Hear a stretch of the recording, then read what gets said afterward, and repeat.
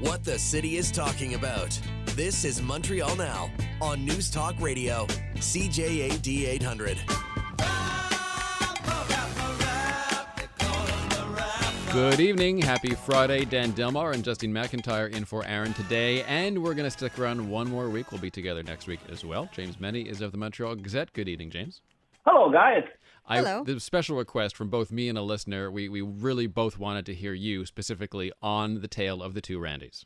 Well, I have to tell you, I do take requests, not often, but every now and then. You know, if it's a really good song and I can dance to it, I can certainly dance to this one. Randy Boissonneau is the federal employment minister, and as a member of cabinet, he is not allowed to dabble de proche ou de loin with his business dealings. However, there's a suspicion that that's what he did. He's in front of the Commons Ethics Committee on that, and his business partner is being called to explain these emails, these texts that make repeated references to Randy and how Randy was in Vancouver, which is the same time that Randy Boissonneau was in Vancouver at a cabinet retreat. A lot of references suggesting that perhaps Randy Boissonneau was in fact, taking an active role in his company, and his partner. Essentially is with a straight face telling the committee that this is a matter of autocorrect, that this Randy is not Randy, Randy is somebody else. He couldn't tell, and the partner's name is Stephen Anderson. The partner couldn't say who the person was whose name was being autocorrected into Randy. He did tell, and I love this part, he did tell the committee that when he was pressed on the issue by a reporter, he said that Randy was somebody who worked, was somebody else who worked in the company. He was in charge of the logistics branch. However, he admitted later that he lied. And indeed, when he said, when the NDP guy on the committee goes, so you did lie.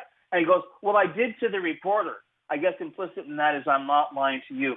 I love this story because it reminds me so much of those TikToks you see or the Instagram posts you see of little kids who are so caught red-handed doing wrong, and yet with a straight face they will give you the most ridiculous explanation as to what happened, you know. But this is it. I don't know what exactly the air quality was at the ethics committee meeting, but I got to tell you. This if there's an award for simply brazening it out, it should go to Stephen Anderson. It may be the dumbest scandal yet, Justine, of this government, possibly the two Randy scandal. It's just the year is young, Dan. Come on, there's plenty of room for scandal, plenty of room for bungling. On all sides of the political spectrum. I was wondering if he might have actually hired Trump's legal team and he was getting some advice from Trump's legal team on that autocorrect defense that he's using there. Well, listen, Trump doesn't need help from his legal team. He's getting so much help from the Democrats and he's getting so much help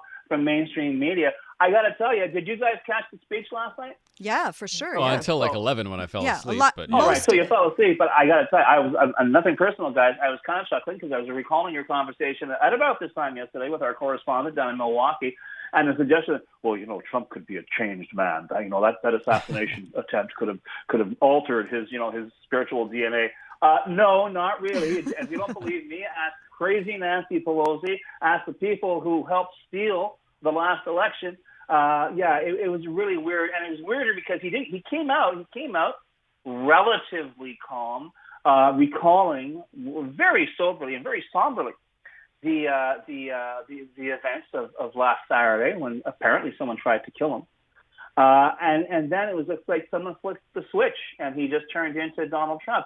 Which sort of and the first thing that went through my mind is something we've heard about Trump from the get-go, which is grifter's going to grift. I mean, this guy is calling everybody 24/7, and if you think he's going to change, you think he will change, the answer is no. And I found it very significant, guys, that and because it was on the bubble yesterday, especially about this time yesterday, what Joe Biden was going to do. Everybody and their dog seems to be asking him to get out of the race, and he confirmed this afternoon he is going to be back on the campaign trail as of Monday. So essentially, I think he's telling the Democratic caucus, mainstream media, and any other self-styled expert on his political judgment, to take it and stick it where the monkey sucks the nuts. I mean, this is going to be a very, very interesting race, but I think Joe Biden's on to something. I think Joe Biden has figured out, even for a guy who's 81 years old, who's been a part of the establishment for all these decades, that maybe there is that level of support that counts. And if it comes from the grassroots, and I hate to say it, it's the old cliche, the only poll that counts is the one on Election Day. He may be listening to his instincts. He may just be stubborn. But I really have a sneaking suspicion he is onto something, and I really have a sneaking suspicion that the more people, especially the anonymous experts who we've been hearing from virtually nonstop since the debate, I really think that he's just going to dig in even deeper. He is not going to budge. Well, precisely. That's the headline on CNN right now. Biden camp publicly digs in amid escalating calls for president to drop out. There were rumors maybe he'd make an announcement as early as Sunday, but that doesn't seem to be in the cards. Well, no, and you know what? I got to tell you, I mean, we all of us have been exposed to it in varying degrees, but I'm not really telling tales out of school here.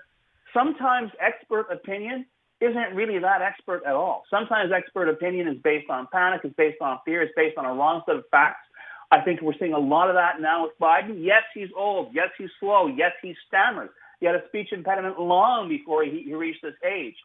But is the guy, how can I put it, as unstable as his opponent? Is the guy running the country in the ground? Lest we forget, he's been president for the past 4 years, and everything seems to be going tickety-boo. The economy in the U.S. is humming along. You wouldn't think so to read mainstream media, but once again, they're probably being blinded by the pom-poms. They're waiting for Trump, who's their number one clickbait baby. But the fact is, maybe between last night and this afternoon and next week, guys, we're going to see perhaps a different complexion on this race, if for no other reason than perhaps the word's going to go out on the weekend, shut up. If you're a Democrat, you're a loyal Democrat, keep your mouth shut. If you don't like my leadership, leave the party, whatever, or resign because you don't think I'm going to win. Put up or shut up. But enough with the, I really think he should withdraw, blah, blah, blah, blah, blah.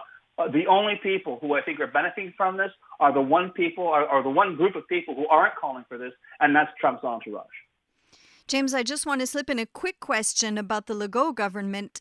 Is he receiving a warning from the Supreme Court? What's going on with that? Very, very quickly, and I wish we had more time, but very quickly, Supreme Court ruled today that if a law is unconstitutional and it's thrown out because it's unconstitutional, the government that enacted it could be held liable. This is based most recently on a case of a guy who was unable to get a pardon because the Harper government made it impossible for him, passed legislation that made it impossible for him to get one. That law was found to be unconstitutional. He's now suing the federal government. I know it's not mentioned specifically, but I know with 96 and 21, we're talking about laws so illegal they had to be protected, pre-protected with the notwithstanding clause. Could this ruling at some point have a corrosive effect on the apparent bulletproof status of those laws? I don't know, but I find it a very, very interesting ruling, and I'm looking forward to hearing more about it. That's very interesting indeed. Both 96 and 21, I think, could spur, especially now, class actions for all the money and careers lost. No kidding. All right. Bon weekend, James. Take care.